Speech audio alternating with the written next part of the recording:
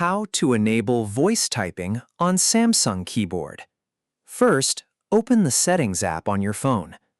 Then scroll down and tap on General Management. After that, open Keyboard List and Default.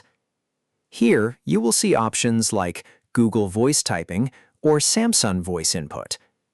Turn on the button next to the voice typing option you want to use.